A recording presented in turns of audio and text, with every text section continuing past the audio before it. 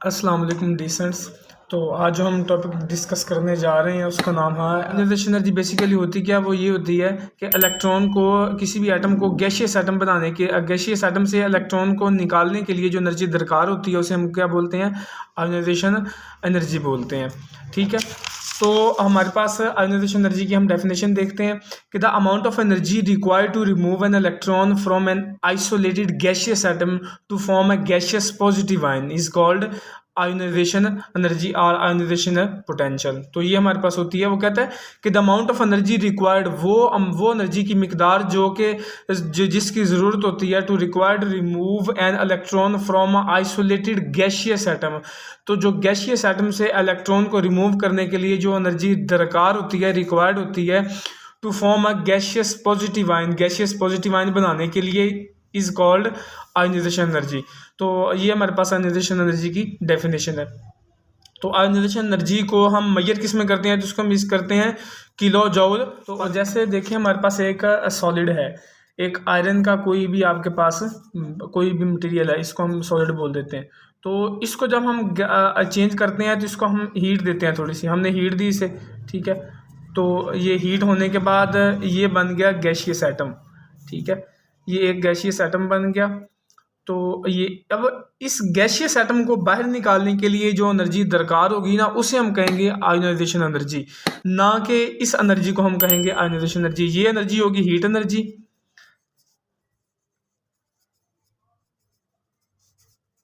ये heat energy होगी। और ये जो एनर्जी होगी गैशियस एटम्स के आयन को निकालने के लिए, वो हमारे पास क्या होती है, आयोनाइजेशन एनर्जी होती है। ये हमारे पास आयोनाइजेशन एनर्जी होती है। तो देखते हैं, हम इसकी एग्जांपल देखते हैं। जैसे हमारे पास सोडियम है गैशियस एटम के अंदर, इसको हमने इसमें से एक इलेक्ट्रॉन को रिमूव किया तो इस पर पॉजिटिव चार्ज आ गया, यानी ये आयन बन गया, तो ये इलेक्ट्रॉन एक रिलीज हो गया। तो इसके लिए जो हमारे पास एनर्जी दरकार थी, जो एनर्जी रिक्वायर्ड थी, वो हमारे पास 496 किलो जूल पर मोल थी। इसी तरह हमारे पास एक मैग्नीशियम गैशियस एटम है। ठीक है, इसमें से हमने एक इलेक्ट्रॉन को रिमूव किया, तो इलेक्ट्रॉन को रिमूव करने के बाद जितनी एनर्जी हमें दरकार थी वो हमारे पास 738 किलो जूल पर मोल थी। तो हम देखते हैं आगे कि फर्स्ट आयोनाइजेशन एनर्जी क्या होती है। The amount of energy required to remove first electron from a neutral atom to form a mono positive ion is called first ionization energy. हमारे पास पहला इलेक्ट्रॉन को निकालने के लिए जो एनर्जी, न्यूट्रल एटम से जो पहला इलेक्ट्रॉन होता है उसको निकालने के लिए जो एनर्जी दरकार होती है वो हमारे पास कौन सी होती है, फर्स्ट एनर्जी एनर्जी। और वो मोनो पॉजिटिव आयन बना देता है, is called first energy energy. जैसे मैग्नीशियम था, इसमें से हमारे पास पहली हमने इसमें से एक इलेक्ट्रॉन निकाला, तो इसमें हमारे पास 738 किलो जूल पर मोल एनर्जी निकली। आगे हमारे पास है सेकंड आयोनाइजेशन एनर्जी। तो वो कहता है कि the amount of energy required to remove a second electron from mono positive ion और to form a di positive ion. यानी कि हमने फर्स्ट आयोनाइजेशन एनर्जी पढ़ी, उसमें हमने एक इलेक्ट्रॉन, पहला इलेक्ट्रॉन निकाला, और सेकंड आयोनाइजेशन एनर्जी से हमने सेकंड इलेक्ट्रॉन को निकालना है, कौन से, उसी मोनो पॉजिटिव आयन से। जब हमने फर्स्ट आयोनाइजेशन एनर्जी पढ़ी, हमने फर्स्ट इलेक्ट्रॉन निकाला तो मोनो पॉजिटिव आयन बना, और अब मोनो पॉजिटिव आयन से हमने एक और इलेक्ट्रॉन निकालना है, तो वो हमारे पास क्या बनेगी, डाई पॉजिटिव आयन। तो वो हमारे पास क्या कहलाएगी, सेकंड आयोनाइजेशन एनर्जी। तो फॉर एग्जांपल हमारे पास ये मैग्नीशियम है, इस पे पॉजिटिव चार्ज था, जब इसमें हमने एक और इलेक्ट्रॉन निकाला तो इस पे डबल पॉजिटिव चार्ज आ गया, और जिसमें जो एनर्जी दरकार थी, वो हमारे पास एनर्जी जो रिक्वायर्ड थी वो थी 1450 किलो जूल पर मोल। वो किसी तरह वो कहता है कि similarly the amount of energy required to remove third electron after removal of a second one is called third ionization energy. तो थर्ड आयोनाइजेशन एनर्जी जो होगी मैग्नीशियम की, वो हमारे पास होगी 7730 किलो जूल पर मोल फॉर मैग्नीशियम के लिए होगी। It means that ionization energy values undergoes an increase with the increase of number of electron to be removal। वो कहता है कि आयोनाइजेशन एनर्जी इंक्रीज होती जाती है, बढ़ती जाती है, जैसे ही हम नंबर ऑफ इलेक्ट्रॉन इंक्रीज करते जाते हैं, वैसे ही रिमूवल ऑफ इलेक्ट्रॉन करते जाते हैं, उतनी एनर्जी हमारे पास क्या होती है, इंक्रीज होती जाती है। वो कहता है क्यों, this is due to the reason, क्यों होती है ये। वो कहता है कि the second electron is removed from positive charge ion rather than the neutral atom. ठीक है। The positive charge hold the electron more tightly, thus further removal of electron become more difficult. जैसे हमारे पास एक इलेक्ट्रॉन, हमने एक atom से एक electron हमने क्या किया, हमने रिमूव कर दिया, ठीक है। जब हमने दूसरा इलेक्ट्रॉन, एक इलेक्ट्रॉन हमने रिमूव किया, जब दूसरा इलेक्ट्रॉन रिमूव करेंगे तो जो हमारे पास न्यूक्लियस है, न्यूक्लियस की इस पे कशिश बहुत ज़्यादा होगी, इसलिए हमारे पास क्या होता है, सेकंड आयनाइजेशन एनर्जी ज़्यादा होती है फर्स्ट से। इसी तरह अगर हम थर्ड इलेक्ट्रॉन यहाँ से निकालते हैं तो इसकी न्यूक्लियस की इस पे कशिश उससे भी ज़्यादा होगी। तो न्यूक्लियस की जितनी कशिश इलेक्ट्रॉन पे ज़्यादा होगी उतनी ही ज़्यादा हमें एनर्जी रिक्वायर्ड होगी इलेक्ट्रॉन को रिमूव करने के लिए। न्यूक्लियस होता है वो इलेक्ट्रॉन को टाइटली हमारे वो क्या करता है, कशिश करता है, इसलिए वो एनर्जी ज़्यादा रिक्वायर्ड होती है। इसके बाद हमारे पास हैं कि factor affecting the ionization energy. कौन से फैक्टर्स हैं जो आयनाइजेशन एनर्जी पे इफेक्ट करते हैं? एटॉमिक रेडियस, सबसे पहले हमारे पास क्या है, एटॉमिक रेडियस। वो कहता है कि एटॉमिक रेडियस, ठीक है, ionization energy decreases with the increase in atomic radius, ठीक है, because as the atomic size increases the distance between nucleus and outermost electron increase, so attraction of nucleus decreases, thus the ionization energy decrease। वो कहते atomic radius होता है वो decrease होता है, ionization energy decrease होती है with the increase in number of atomic radius. जितने जितने एटॉमिक रेडियस ज़्यादा होगा आयनाइजेशन एनर्जी उतनी ही डिक्रीज होती जाएगी, ठीक है।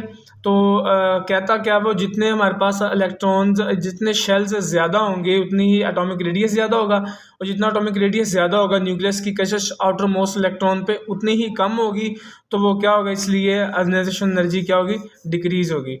आगे हमारे पास है कि nuclear charge or proton number. वो कहता है कि ionization energy increase with the increase of nuclear charge, because वो कहता है कि आयनाइजेशन एनर्जी इंक्रीज होती है with the increase nuclear charge. जितना न्यूक्लियर चार्ज इंक्रीज होगा उतनी ही हमारे पास आयनाइजेशन एनर्जी क्या होगी, इंक्रीज होगी। Because as the nuclear charge increase attraction of nucleus on outer electrons increase, hence ionization energy increase. वो कहता है कि जितने ही हमारे पास न्यूक्लियस पे जितना ज़्यादा चार्ज होगा उतनी ही ज़्यादा उसकी अट्रैक्शन होगी आखिरी आउटर मोस्ट इलेक्ट्रॉन्स पे, तो इसलिए जो आयनाइजेशन एनर्जी होगी वो इंक्रीज होगी।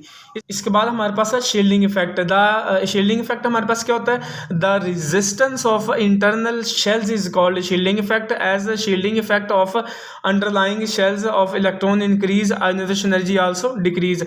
वो कहता है जो शील्डिंग इफेक्ट को हम स्क्रीनिंग इफेक्ट भी बोलते हैं, यानी जितने नंबर ऑफ शेल्स ज़्यादा होंगे न्यूक्लियस के और आउटर इलेक्ट्रॉन के दरमियान जितने शेल्स ज़्यादा होंगे उतनी ही शील्डिंग इफेक्ट ज़्यादा होगी, तो उतनी ही आयनाइजेशन एनर्जी डिक्रीज होगी। इसके बाद हमारे पास है nature of orbitals. Ionization energy depends upon the penetrating effect of orbital, greater the penetrating effect greater the ionization energy will be the ionization atomic orbitals have penetrating effect in the order of S से ज़्यादा penetrating effect P का होता है, P से ज़्यादा D का होता है, D से ज़्यादा F का होता है, ठीक है। तो इसके बाद हमारे पास है trend of ionization energy in periodic table.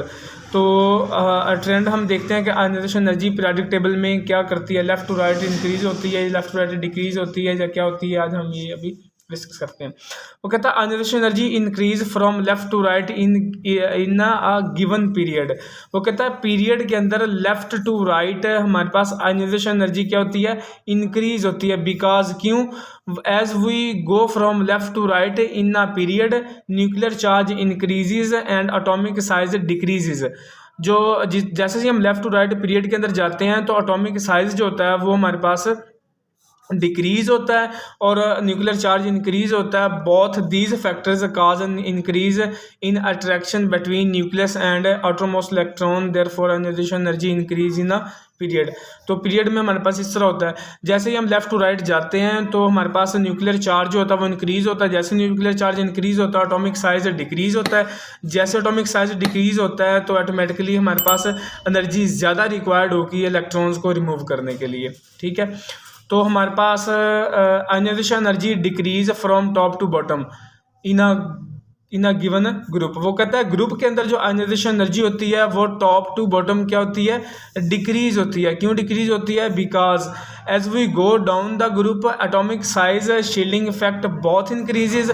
जैसे ही हमारे पास हम टॉप टू बॉटम ऊपर से नीचे जाएंगे ग्रुप के अंदर तो शील्डिंग इफेक्ट बढ़ेगा, नंबर ऑफ शेल्स बढ़ेंगे। जैसे ही नंबर ऑफ शेल्स बढ़ेंगे तो अट्रैक्शन जो होगी न्यूक्लियस की आउटर मोस्ट इलेक्ट्रॉन पे वो उतनी कम होती जाएगी। तो इसलिए हमारे पास वो कहता है both these factors cause decrease in attraction between nucleus and outermost electrons, therefore ionisation energy decrease down the group. ठीक है, तो इसलिए वो कहता है कि हमारे पास जो एनर्जी होती है वो डिक्रीज होना शुरू हो जाती है। बात है कि ionisation energies of a group 3A and 4A shown abnormal trend. इसके बाद हमारे पास है ionization energy and metallic character. ठीक है, ionization energy is closely related to metallic character. वो कहता है कि आयनाइजेशन एनर्जी होती है वो क्लोजली रिलेट करता है किसके साथ, मेटालिक करेक्टर के साथ। वो कहता है we can summarise it as, वो कहता है इस तरह हम इसको बयान कर सकते हैं कि कैसे वो इसके रिलेट होता है मेटालिक करेक्टर के। ए हमारे पास है कि the element which have low ionisation energies are metals. ठीक है, वो कहता है कि जिनकी लो आयनाइजेशन एनर्जी होती है वो हमारे पास क्या होते हैं, मेटल्स होते हैं। The elements which possess intermediate ionisation energies are mostly metalloids. ठीक है, तो तीसरा जो हमारे पास इफेक्ट है वो है कि the elements which have highly energies are non metals, और जिनकी सबसे ज़्यादा आयनाइजेशन एनर्जी होती है वो हमारे पास नॉन मेटल्स होते हैं। तो ये हमारे पास थी आयनाइजेशन एनर्जी। तो मिलते हैं इंशाल्लाह नेक्स्ट लेक्चर में। तो उम्मीद करता हूँ कि वीडियो अच्छी लगी हो तो इसको चैनल को सब्सक्राइब कीजिएगा और बेल आइकन को ज़रूर दबाइएगा। अल्लाह हाफिज़।